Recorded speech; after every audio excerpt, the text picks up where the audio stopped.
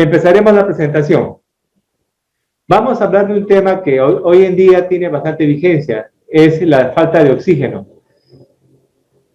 Como todos sabemos, en esta enfermedad afecta predominantemente el órgano respiratorio, el aparato respiratorio, del cual el órgano más importante es el pulmón, donde se hace el intercambio gaseoso.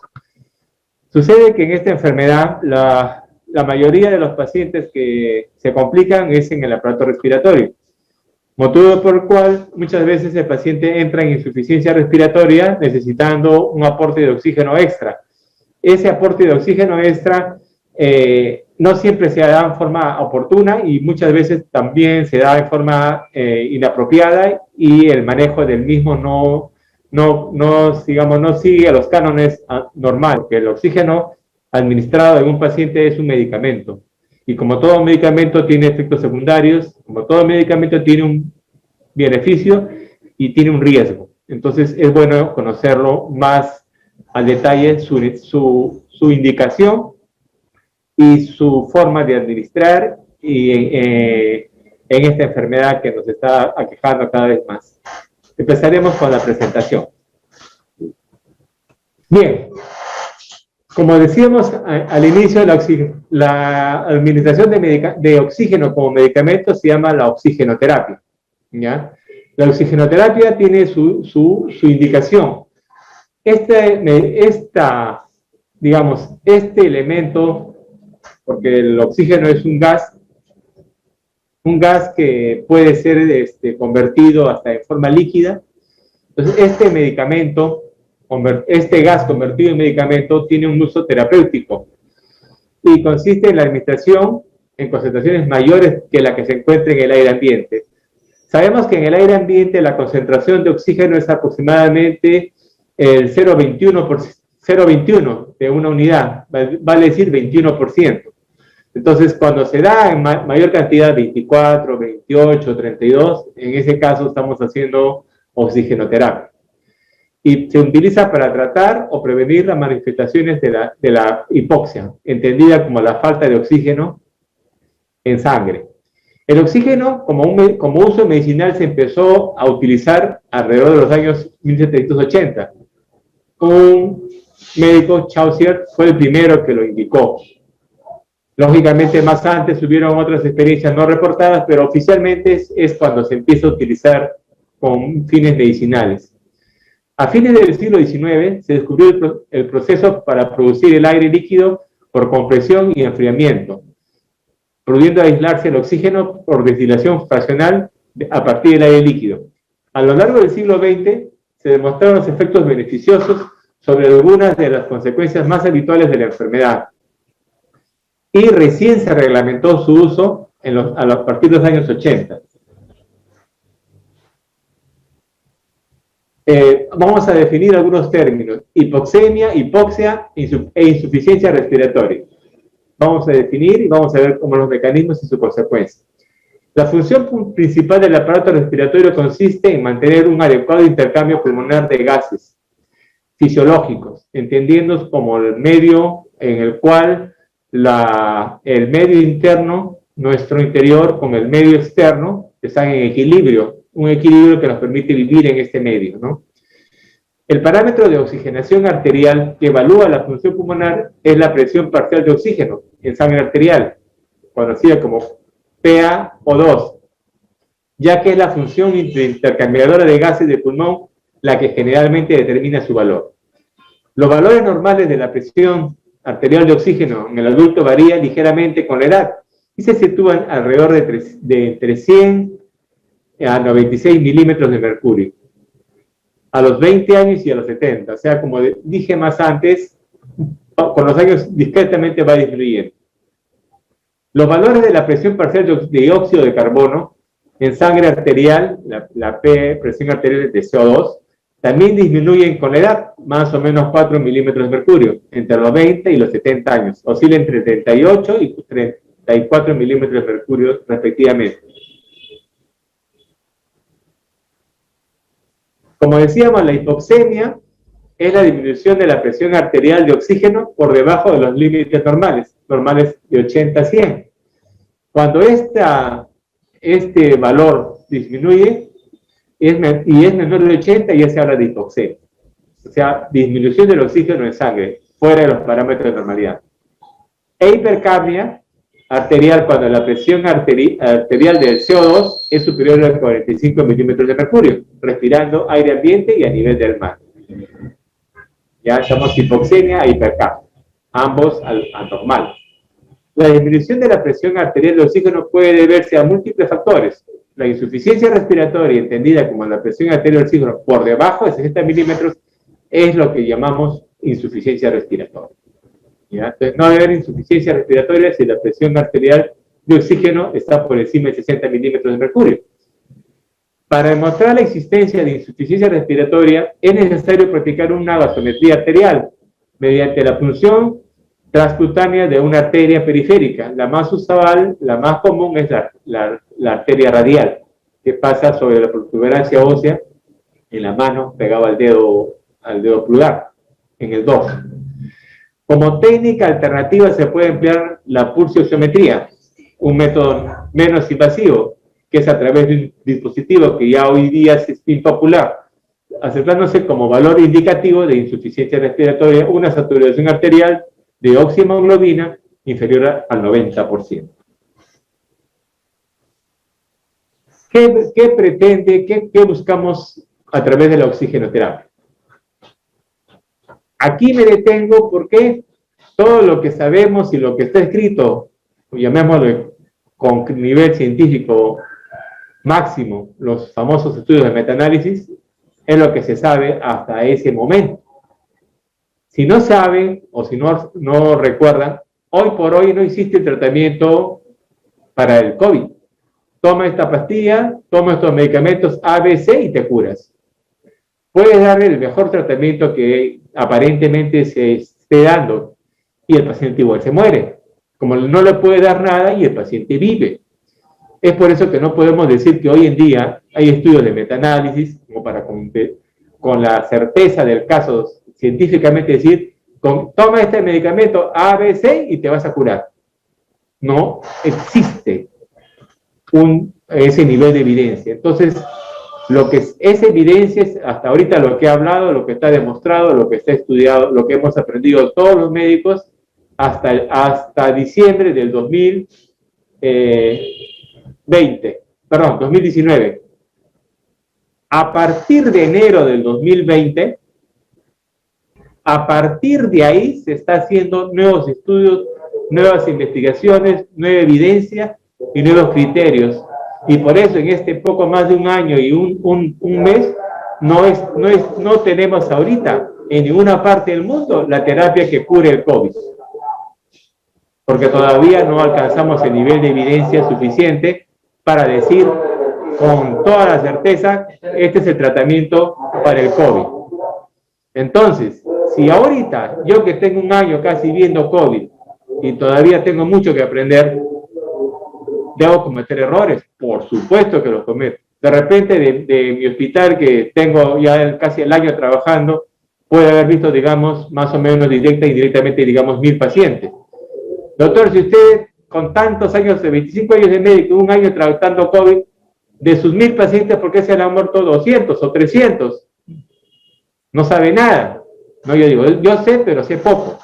Pero los que no han visto esta enfermedad, los médicos de 20, 30, 40 años, que no están tratando COVID, que no están tratando en el sentido de viendo al paciente, examinando al paciente, viendo los resultados de exámenes, viendo las placas, las tomografías, la ecografía, hablando con el paciente.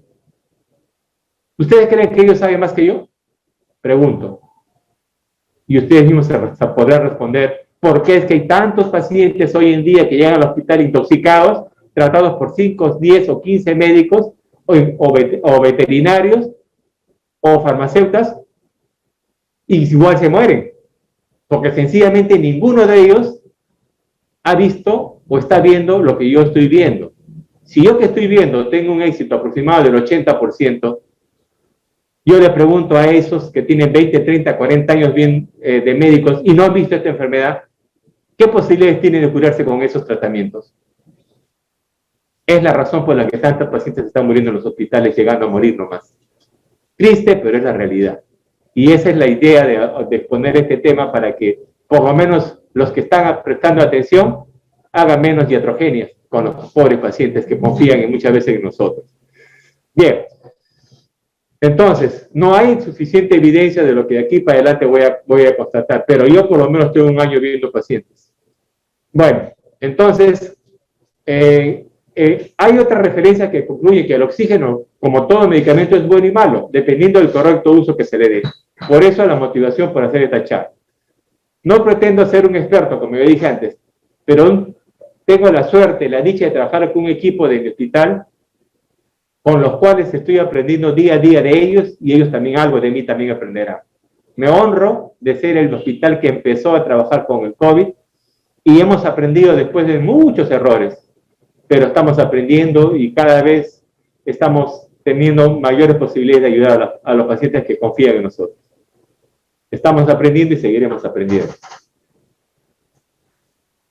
¿Qué es lo que existe de revisión sobre el COVID hasta el 2020?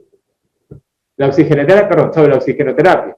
Ahí está una de las últimas publicaciones. El oxígeno es un gas que constituye alrededor del 21% del aire que respiramos. Los pulmones toman el oxígeno del aire y lo transfieren al torrente sanguíneo. Se necesita oxígeno para quemar el combustible y liberar energía, como en el motor de un automóvil. Del mismo modo, todos los tejidos vivos necesitan oxígeno para proporcionar energía al cuerpo. Sin el oxígeno suficiente, las células funcionan mal y mueren. Por eso es lo que estamos subiendo esta pandemia, ¿no? Muchas enfermedades, en particular las enfermedades pulmonares, reducen la cantidad de oxígeno en el torrente sanguíneo. En tales casos, la administración de oxígeno adicional puede resultar eficaz. Los médicos solían administrar oxígeno adicional a muchas personas enfermas. Sin embargo, las pruebas científicas han demostrado que el oxígeno no es útil a menos que la concentración de oxígeno de una persona sea realmente baja.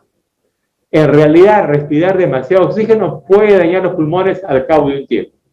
Y dañan, señores, están dañando pulmones cuando están dando oxígeno que no necesita el paciente. Al igual que cuando que daban corticoide temprano, la famosa prednisona, la dexametasona y todos los demás, ni bien diagnosticaban, esos pacientes morían la mayoría cuando llegaban al hospital con insuficiencia respiratoria, porque no había respuesta. El virus se lo había acabado el pulmón, porque el corticoide bajó la poca defensa que tenía el paciente y llegaba para morir al hospital. ¿Quién fue el responsable? Ya ustedes no saben quién fue. Para asegurarse de que el oxígeno se administra solo a las personas que lo necesitan, los médicos, en este caso los médicos que ven pacientes, que atienden pacientes, controlan la concentración de oxígeno en el torrente sanguíneo mediante un análisis de sangre o un sensor colocado en la punta del dedo, el pulsosímetro. Una vez determinado el nivel de oxígeno, se ajusta su flujo, cuánto oxígeno necesita la persona afectada por minuto mediante la oximetría. ¿Cuándo se utiliza el oxígeno? Algunas personas que padecen enfermedades pulmonares crónicas necesitan solo un breve periodo de tratamiento con oxigenoterapia, cuando su enfermedad pulmonar atraviesa un periodo crítico. Por ejemplo, las EPOC descompensadas, las EPI descompensadas, por una infección, por un resfrío, o por una infección bacteriana también puede ser. Otras personas cuya concentración de oxígeno en la sangre son consistentemente bajas, ahí tienen el ejemplo del EPOC, pueden requerir oxigenoterapia permanente.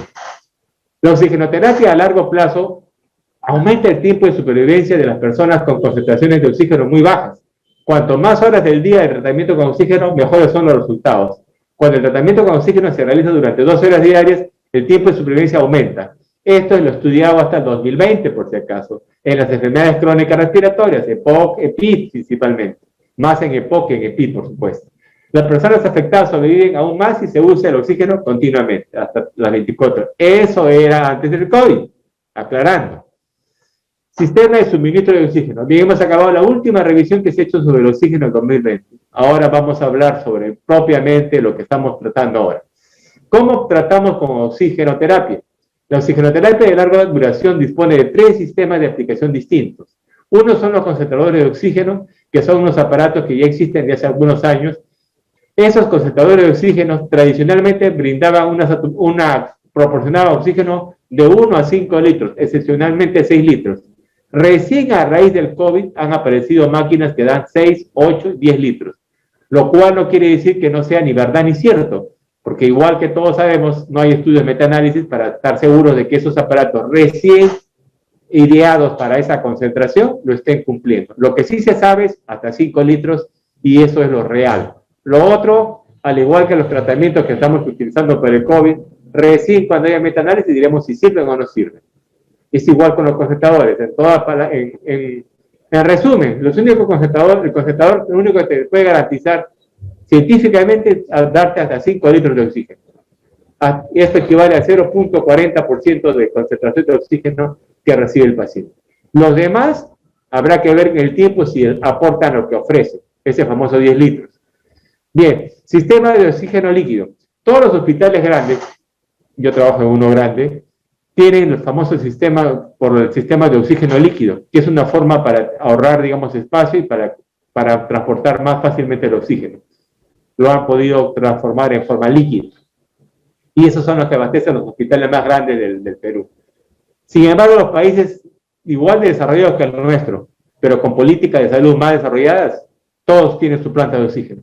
En nuestro país, que hay, creo que entre hospitales de regionales, intermedios y grandes hospitales no llegan a 300, no hay más de 10 hospitales que tienen su planta de oxígeno.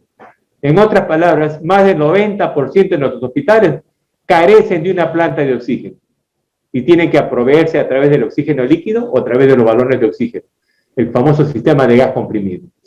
Bien, hablemos sobre cada uno de ellos. Un concentrador de oxígeno es un dispositivo impulsado eléctricamente que separa el oxígeno del nitrógeno en el aire, permitiendo que una persona con enfermedad pulmonar reciba oxígeno purificado. La persona no necesita recibir suministro de oxígeno porque el sistema extrae el oxígeno del aire del ambiente. Aunque muchos de los dispositivos también funcionan con pilas, las personas afectadas deberían disponer de un suministro de oxígeno en caso de un fallo eléctrico o una batería. Miren, estamos viendo oxigenoterapia, sistema de oxígeno. Ahí estamos viendo los famosos balones que son de 10 metros cúbicos, si no me equivoco, y ahí estamos viendo los concentradores de oxígeno. ¿Ya? Estos concentradores que tradicionalmente eran hasta 5 litros proporcionaban, ahora dicen que proporcionan 10. Solo el tiempo lo dirá si es cierto eso de 10 litros. Con un sistema de oxígeno líquido, lo que existe en los hospitales grandes, donde traen cisternas para equipar a su concentrador, a su depósito, el oxígeno se almacena en forma de líquido muy frío. Se puede almacenar mucho más oxígeno en forma de líquido que como gas, por lo que un recipiente de un tamaño determinado puede contener mucho más oxígeno líquido. A medida que se libera el oxígeno líquido, vuelve a convertirse en gas y la persona puede respirarlo. Es lo que existe en las redes de los hospitales, que casi últimamente se han hecho en varios hospitales esas redes. Pero repito, no tenemos casi plantas de oxígeno. Con un sistema de gas comprimido, el oxígeno se almacena en tanques metálicos bajo presión y se libera a medida que la persona lo respira. Esos son los balones. Los balones que hemos visto antes, esos son los famosos sistemas de gas comprimido. Los sistemas líquidos y de gas comprimido instalados dentro del hogar requieren grandes recipientes para almacenar el oxígeno. Por eso es poco práctico, ¿no? Administración del oxígeno. El oxígeno se administra habitualmente a través de un tubo nasal doble, la famosa cánula nasal, ya sea con flujo continuo o con sistema de demanda. Para mejorar la eficiencia y aumentar la movilidad del paciente que requiere grandes cantidades de oxígeno complementario, se puede utilizar numerosos dispositivos como cánula reservorio, catéteres traqueales, en fin. Cuando la persona expira, bota el aire, la cánula reservorio almacena oxígeno en una pequeña cámara y luego se vuelve el oxígeno cuando la persona expira. ¿Qué ventaja tiene el concentrador, la máquina que tiene su bolsita de aire que se ve al costado?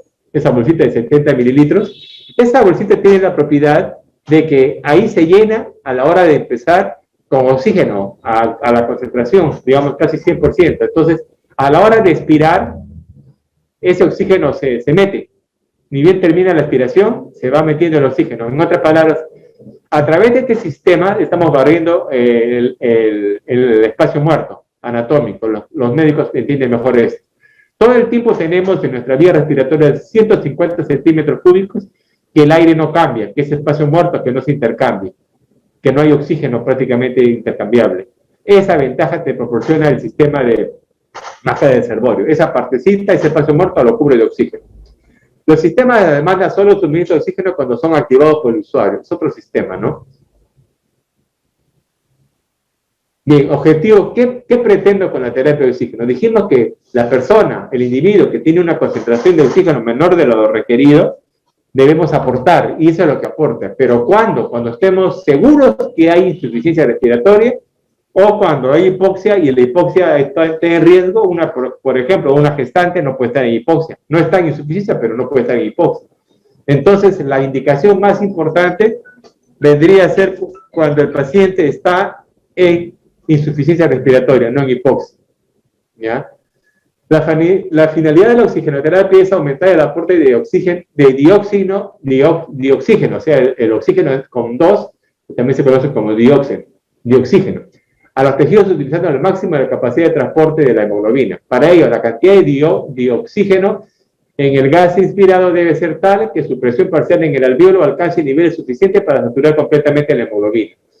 Es indispensable que el aporte ventilatorio se complemente con una concentración normal de hemoglobina y una conservación del gasto cardíaco. Vale decir, la hemoglobina debe ser más de 12 idealmente, y el gasto cardíaco debe ser adecuado, más o menos 70 mililitros, si no me equivoco, de sangre que fluya de aurículas a los ventrículos y de ventrículos a la circulación general. El efecto directo es aumentar la presión de dioxígeno alveolar, que trae consigo una disminución del trabajo respiratorio y del trabajo del miocardio. Por eso la importancia, por eso es que muchos pacientes ya mayores, cuando salen del problema del COVID, hacen infarto o hacen arritmia y después fallecen. Después de tanto trabajar para sacarlo del problema del COVID, se nos muere de un problema cardíaco. Necesario para mantener una presión arterial de oxígeno definida. En otras palabras, cuando hay daño al pulmón, el corazón también puede repercutir. Y eso es lo que ocurre muchas veces con los ancianos. Vía por la que administra el oxígeno.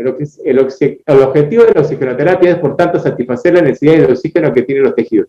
Este tratamiento se basa en aumentar la fracción inspiratoria de oxígeno y con ello el contenido arterial de oxígeno, para de esta forma mejorar el transporte de gas y evitar la hipoxia tisular. El objetivo de la oxigenoterapia es, por tanto, satisfacer la necesidad de oxígeno que tienen los tejidos. Este tratamiento se basa en aumentar la fracción inspiratoria de oxígeno. El famoso... El FiO2, ambiente 0,21. Entonces, cuando le pongo 1 litro, por ejemplo, de oxígeno por cánula, hago 0,24. 2 litros, 0,28. Y en fin. Y con ello, el contenido arterial de oxígeno se sube también, ¿no? La presión arterial del oxígeno, la presión sube. Para esta forma, mejorar el transporte de gas y evitar la hipoxemia tisular. Miren, la oxigenoterapia, genialidades. Esa es la famosa cánula nasal y la máscara con los sabores. ¿Se acuerdan que les mencioné esa bolsita de aire que debe estar llena de aire para el momento de administrar? Así es. El objetivo de la oxigenoterapia es, por tanto, satisfacer la necesidad de oxígeno que tienen los tejidos. Este tratamiento se basa en aumentar la fracción inspiratoria de oxígeno y con ello el contenido arterial, más o menos a través, ya lo dije, ¿no? Las gafas nasales o las cánulas nasales, y a través de ellas dar. Ya. Me pasé. Ya. En este grupo se encuentra la mascarilla Venturi. Es otro sistema más, digamos, que tiene otras propiedades más allá que la cánula y que la reservorio. Permite la administración de una concentración exacta de oxígeno, es más preciso. De esta forma se realiza mediante el efecto Venturi, que sigue el principio de Bernoulli. Al pasar un flujo de oxígeno a gran velocidad por un orificio central, arrastra gas ambiental por otro orificio interior, por lo que mezcla oxígeno con el aire ambiente. Estas mascarillas se utilizan en insuficiencias respiratorias en las que por alguna razón no sirven ni la caja ni la mascarilla con reservorio. O sea, nosotros en la comunidad podemos usar 3: cánula binasal, máscara de reservorio y Venturi. Pero el Venturi, lo de malo es que puede disipar el aire exhalado del paciente a más cerca de medio metro, por lo cual preferimos usar esto cuando el paciente ya está en salida, cuando ya dejó de replicarse el virus, cuando ya no contagia alrededor de los 10 días de enfermedad. Hasta aquí vamos a tratar. Pues las otras formas corresponden a pacientes hospitalizados en UCI o neumología implementada aparte con los sistemas de alto flujo. Bien, oxigenoterapia en neumonía COVID. Genialidades. No todo paciente con infección COVID requiere oxígeno, desde el SAC. ¿Me han diagnosticado COVID corriendo oxígeno? ¿Le venden oxígeno concentrador? No requiere oxígeno suplementario todos los que tienen COVID. Sabemos que solamente alrededor del 20% de los infectados van a complicarse. De ellos, algunos van a necesitar oxígeno, no todos esos 20. Ni aún cuando padezco de neumonía COVID debo recibir oxígeno, ni aún. ¿Por qué? Porque para recibir oxígeno, sabiendo que es pro y contra, debo estar seguro de que la saturación es menor de 90 o de 90 para abajo. Si mi saturación está en 92, 93, pues no requiero todo de oxígeno. ¿En qué casos sí le pueden requerir con 91, 92, 93? En pacientes infartados anteriores, en gestantes. Hay un grupo de pacientes que son que tienen comorbilidad o tienen situaciones especiales de la vida, fisiológicas, que requieren, ahí sí, desde antes que entre la insuficiencia respiratoria. Por eso es que se indica población de riesgo. ¿Ya? Para decir que alguien requiere oxígeno hay que contemplar tres aspectos. Frecuencia respiratoria, cuántas veces en un minuto respiro. Saturación, ya le dije, la saturación en sangre, que es el más de 90, ideal. Y la forma como respira, la dinámica respiratoria. Nosotros usamos en el hospital con esta experiencia del COVID, los que vemos pacientes, no es lo mismo el valor de saturación de oxígeno en el nivel del mar que a 2.000, 2.500, 3.000, 3.500, 4.000, 4.500. El valor de oxígeno ideal va cambiando por el enrarecimiento del oxígeno. A nivel del mar, sin insuficiencia es menos de 90. A 2.000, probablemente tendrá menos de 88. De repente a 2.500 menos de 86 y así. De repente a 4.500 hay una fórmula, de repente con 83 todavía no estás en insuficiencia respiratoria. ¿Por qué? Porque la altitud cambia la necesidad de oxígeno. La sensación de falta de aire no es suficiente criterio para el uso de oxígeno suplementario por algún dispositivo. Bien claro, tiene que haber insuficiencia respiratoria, si no, no, más tengo el perjuicio. Al igual que usan los de la dexametasona, cuando el paciente recién le diagnosticaron COVID y lo peor, y después son los que van al hospital a morirse, eso no vuelvan a hacerlo. Igual ocurre con el oxígeno cuando no hay insuficiencia respiratoria, también están dañando. Bien claro, el oxígeno sin necesidad es perjudicial. Frecuencia respiratoria como criterio, vamos a ahondar en el criterio. Normalmente nosotros respiramos en un minuto de 12 a 16 veces. Sobrepasa los 24 por minuto, recién ahí pensamos que debemos darle oxígeno suplementario. Como un criterio, ya dijimos, son tres: saturación, frecuencia respiratoria, en este caso más de 24, y el otro es la dinámica, ¿no? Vamos a hablar sobre cada uno. Ya que cuando en un minuto más de 24 veces tomas y botas el aire, afecta la dinámica cardiovascular, a los músculos de represión también, ¿ve? Va afectando un órgano, otro órgano y sucesivamente. Por eso se le da el oxígeno. A la frecuencia de 25 por minuto o más va a provocar alteración del medio interno, alcalosis respiratoria, por ejemplo, y muchas otras alteraciones más. El metabolismo también se afectaría a partir de 25 respiraciones por minuto, provocando un catabolismo a nivel celular que va a repercutir en la homeostasis. Habiendo otros aspectos que hacen insostenible dicha frecuencia elevada. Ya como criterio solamente la frecuencia respiratoria, que muchos no lo contemplan. Importante, importante, importante. Oxigenoterapia. Importantísimo el pulsoxímetro. Ya lo hemos dicho en varias exposiciones anteriores, todo el mundo debería tener su pulsoxímetro. Para cada manzana tener uno y los promotores de salud dar toda la vuelta a la manzana. Porque existe la hipoxia silente. Muchas personas no se dan cuenta que están desaturando porque no sienten la necesidad de oxígeno y sin embargo están a punto de morir. Y después no saben por qué se han muerto. Se han muerto por hipoxia, por hipoxemia. ¿Ya? Esos son los dispositivos, el común, el que hay en los hospitales, y el monitor también que se puede utilizar para medir el oxígeno. ¿Cuándo se da oxigenoterapia? Saturación de oxígeno como criterio. Cuando la saturación es menor de 22, ya lo dije, ¿no? 91, 90, ya, porque es inminente que va a entrar en insuficiencia respiratoria. Todavía no está, pero está al borde. Cuando la frecuencia respiratoria es mayor o igual a 25, si tiene más saturación. Objetivo, mantener la saturación entre el 93 y el 96%. No requiere oxigenoterapia cuando la frecuencia respiratoria es menos de 25 y satura más igual a 92. Bien claro. Cánula nasal, estamos usando la primera indicación, esos valores que vimos anterior. La ventaja es que no dificulta la ingesta, la desventaja es que es variable, no está precisa la concentración que das, depende del patrón respiratorio y una vez más aparece. Y miren aquí esta tablita, estamos viendo que con 1 litro ponemos a 24 de fracción, con 2, 28, con 3. Esto es real hasta el 5, el sexto no es tan real. O sea, podemos procesar hasta 40% de oxígeno con el sistema de cánula binasal. La máscara de reservorio, sin reinhalación, que tiene su dispositivo acá reservorio, da estos valores de saturación para indicar ya pasar a este equipo. Quiere decir que la insuficiencia es más marcada y la cánula va a ser necesaria, requerimos un sistema que nos aporte más allá del 40%. Este sistema aporta más del 40%, aporta entre 60 y 90%. ¿Ya? Igual los criterios estamos poniendo, los buenos y los malos de este criterio. Esto es lo que el MINSA ha publicado, caso leve, y para recordar, toda persona con infección respiratoria aguda tiene al menos 2 de los siguientes criterios: tos, malestar general, dolor de garganta, fiebre, congestión nasal. Ideal, más de 3 días, para comprobar que es COVID. Caso moderado, toda persona con infección respiratoria aguda que cumpla alguno de los siguientes criterios: falta de aire, frecuencia mayor de 22, hipotensión arterial 8, que se está complicando, signos clínicos radiológicos de neumonía, se ve, estertores parenquimal, la radiografía con mancha, linfocitos, hemograma menor de 1000, linfopenia se dice, no está bien claro acá. Bueno, linfopenia se refiere al menos de 1000 linfocitos en sangre. Caso severo, toda persona con infección respiratoria aguda con 2 o más de los siguientes criterios: frecuencia respiratoria, dijimos ahí los valores, alteración de la conciencia, presión arterial sistólica baja también, la arterial media baja, y ya está evidente, claramente establecida la insuficiencia respiratoria, presión arterial oxígeno menor de 60 o un PAFI menor de 300. Signos clínicos de fatiga pulmonar, aleteón nasal, uso de músculos accesorios, o sea, hay disbalancia tórax abdominal, el otro criterio de mala patrón respiratorio. Lactato sérico más de 2 milímetros de... Bien, eso es lo que respecta a la explicación que conocemos todos.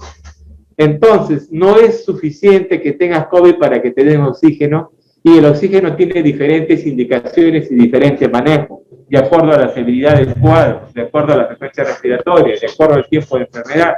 Son varios criterios que difícilmente los sabe manejar la persona de la calle, y menos aún los médicos que no han visto COVID. Esos que están por ahí, que han aprovechado una oportunidad, un cachuelito, pero lo demás de esos cachuelitos que no están instruyéndose. Yo y otros colegas estamos publicando cantidad de capacitaciones para que puedan ejercer de forma digna sin lastimar a los pacientes, dándole corticoides y antibióticos en forma temprana y necesariamente complicándolo a los pacientes. Y es igual, está ocurriendo ahorita como estamos viendo con el oxígeno. El mismo problema estamos viendo de lo que ya pasó con los antibióticos y con los corticoides, hoy en día con el oxígeno. Casi todos los enfermos están buscando oxígeno en su casa, en su barrio, en la comunidad, cuando no todos necesitan oxígeno.